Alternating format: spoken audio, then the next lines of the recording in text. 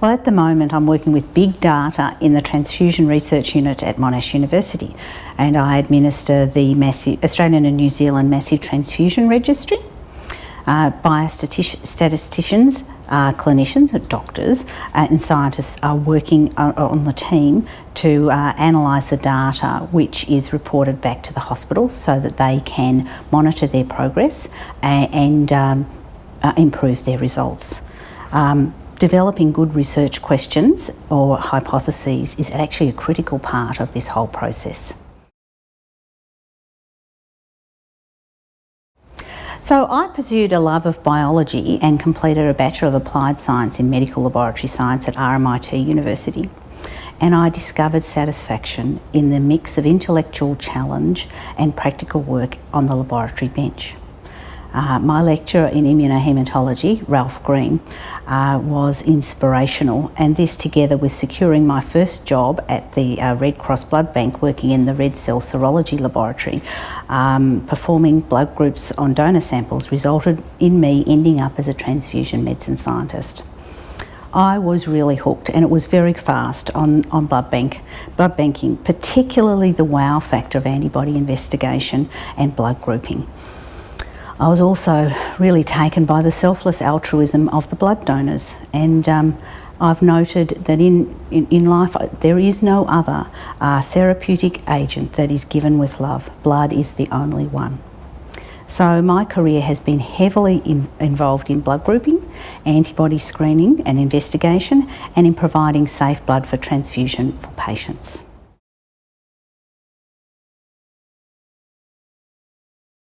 Well, a typical day depends on where you're employed and to use your scientific skills and thinking. So currently I'm involved in maintaining ethics and site governance for research projects and assisting in developing research questions and reporting data and findings from these analyses. In previous roles, managing a transfusion laboratory within the pathology laboratory of a large metropolitan teaching hospital, I've been involved in managing staff, ensuring compliance of staff and laboratory testing for accreditation, and in providing safe blood products for patients.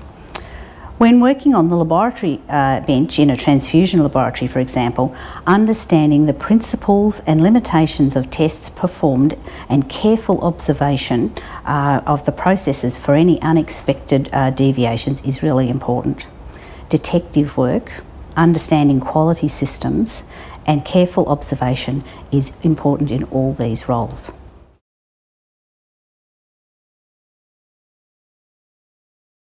In the routine transfusion laboratory, we have contributed to the very recently published internationally important TRANSFUSE study, where the effect of transfusion of fresh versus older blood was examined. The hypothesis was actually designed with the thinking that fresher blood was best, but the results showed no difference. Which means that the current 42-day expiry for red blood cell units does not need to be altered, and this is important for the blood supply nationally and internationally.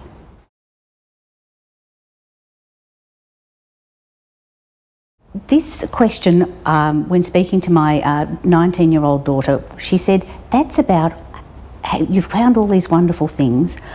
Is there anything left for us to discover?" And the answer is yes. Every time a research question is posed and answered, then there's usually about 50 more questions that are there to be answered. So the answer is yes, my research is contemporary because there's real questions that need to be answered now.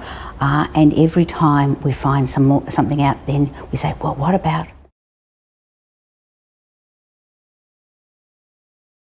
The next analysis we're doing is examining the data in the Massive Transfusion Registry to compare the ABO group of red cells transfused during a massive transfusion episode with the patient's own group to explore issues regarding blood transfusion laboratory inventory, so how much blood they hold in their fridge, and transfusion laboratory practice.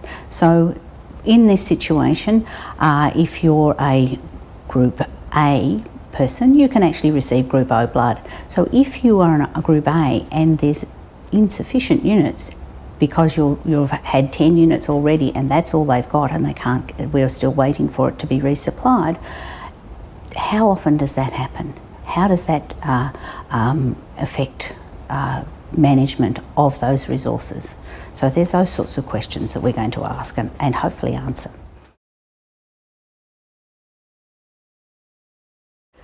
So the highlights of my career have been making a contribution to patient care. So the patient is always at the heart of the transfusion medicine scientists' thinking through safely providing blood products for transfusion.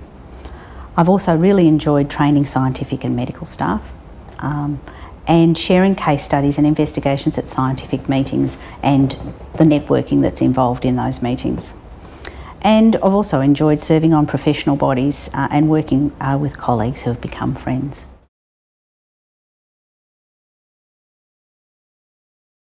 Overall, I would say my life and career as a scientist has been tremendously fabulous, but there have been challenges, and challenges have been really the lack of mentoring for the young scientists, the limited job choices in a specialised field, and for the scientist employed in the pathology laboratory, the 24-hour shift work, which is draining.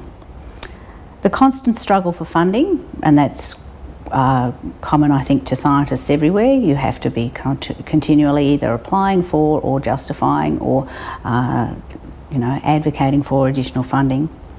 The silo thinking by employers that tends to keep scientists in the laboratory, and scientists shouldn't just be in the laboratory. The scientific thinking is actually really important to hospitals, to businesses, to organisations, because we look at the world and ask questions and solve problems in a particular way.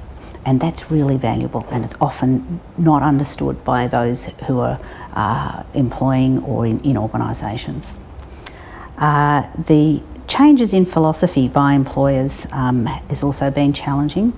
Any time where the workplace values have clashed with my own have been difficult. Politics is in play in all research and in all workplaces, and you have to negotiate this without compromising your integrity and values.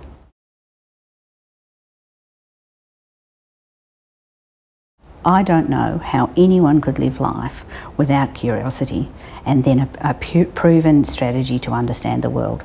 Science and the way you answer things in that way is absolutely vital to living a good life. Life without science, how would you live?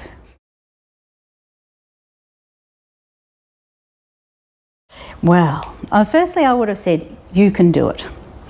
And then I would have said, break the task down into small parts and concentrate.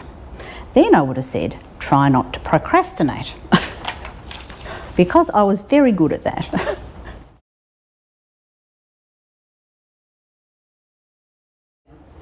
Well, I would say, firstly, be observant and curious. Be mindful. Find out what excellence looks like and try to be part of a diverse team where excellence is practiced and valued.